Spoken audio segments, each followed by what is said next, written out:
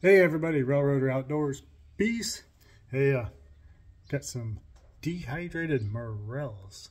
So I wanted to show you what they look like. This is dehydrated morels.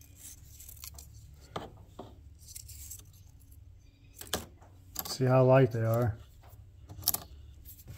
Look, this little guy. It was a lot bigger than that. So they shrank some. This, that was probably a 2-inch morel. So it's basically as big as my thumbnail, maybe.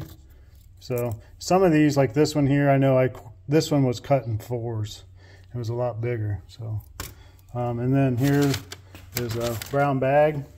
Just put them in a brown bag, and then I put them in a freezer bag, and I'll store them in the freezer. That's the way I've done it before.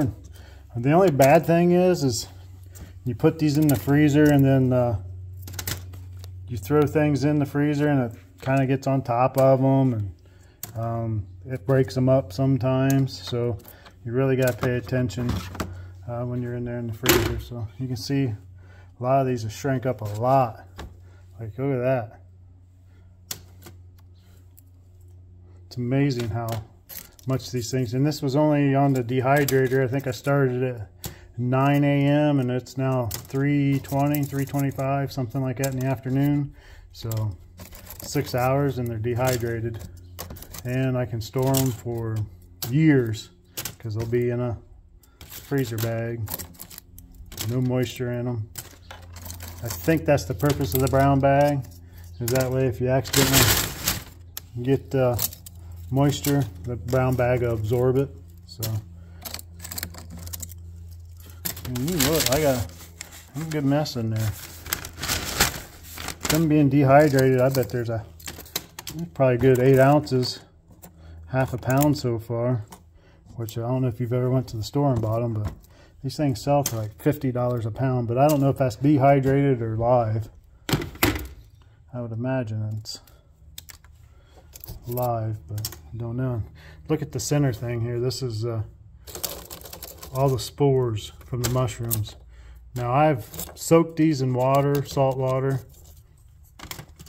Then I cut them in half, and then I really rinsed them and sprayed them so I could get, the bugs and any dirt out from in between the mushrooms. And that water turns brown from being in with the mushrooms being in there, and even still, after washing them and rinsing them and spraying them, you still get all them spores. That's spores. That's what that is. So what I'm going to do is I'll probably, being the mushroom geek that I am, and it's never worked for me ever before, but I'll still do it, hoping that there's that slim chance that I'll take this off, and then I'll go and I'll rinse it off, and I'll rinse it off into a bowl. Then I'll take that bowl of water and I'll take it back here behind my house and put it somewhere, hoping that